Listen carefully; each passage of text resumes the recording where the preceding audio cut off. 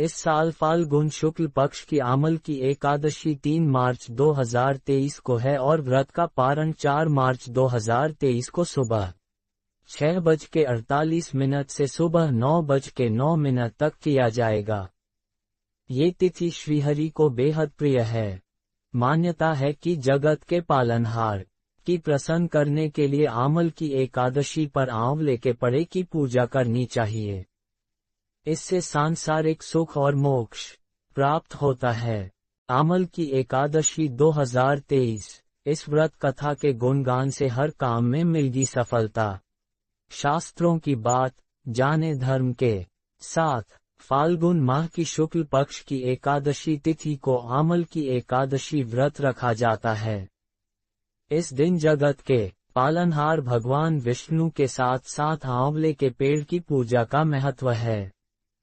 इस बार 3 या 4 मार्च यानी कि दिन शुक्रवार या शनिवार को आमल की एकादशी का व्रत रखा जाएगा। शास्त्रों में आमल की एकादशी को लेकर ये भी वर्णन है कि जो भी इस व्रत की कथा व महिमा को जान सुन भी लेता है उसके सभी काम सफल होते हैं तथा उसे शुभ फलों की प्राप्ति होती है। तो आइए जानते हैं क्या इस व्रत की कथा व महिमा, इससे जुड़ी पौराणिक व्रत कथा के माध्यम से। आमल की एकादशी व्रत कथा। पौराणिक कथा के अनुसार भगवान विष्णु की नाभि से ब्रह्मा जी की उत्पत्ति हुई। उत्पन्न होने के बाद ब्रह्मा जी के मन में जिज्ञासा हुई कि वह कौन है, उनकी उत्पत्ति कैसे हुई। इस प्रश्न का उत्तर जानने के लिए ब्रह्मा जी परब्रह्म की तपस्या करने लगे। ब्रह्मा जी की तपस्या से प्रसन्न होकर भगवान विष्णु जी ने ब्रह्मा जी को दर्शन दिए। विष्णु जी को सामने देखते ही ब्रह्मा जी की आंखों से आंसुओं की धारा बहने लगी। ब्रह्मा जी के आंसू भगवान विष्णु के चरणों पर गिरने लगे और उनके आंसुओं से आमल की यानी आंवले का वृक्ष उत्पन्न हुआ।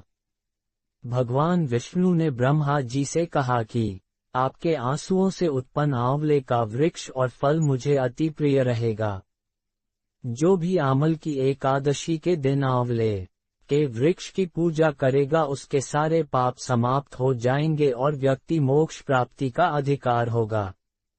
तभी से आमल की एकादशी के दिन आंवले के पेड़ की पूजा की जाती है। साथ ही इस दिन आंवला भगवान विष्णु को अर्पित किया जाता है। इतना ही नहीं, इस दिन खुद भी आंवला ग्रहण करना बेहद ही फलदायी होता है।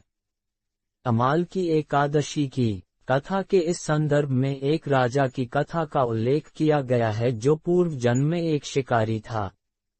एक बार आमल की एकादशी के दिन जब सभी लोग मंदिर में एकादशी का व्रत करके भजन और पूजन कर रहे थे तब मंदिर में चोरी के उद्देश्य से वह मंदिर के बाहर छुपकर बैठा रहा।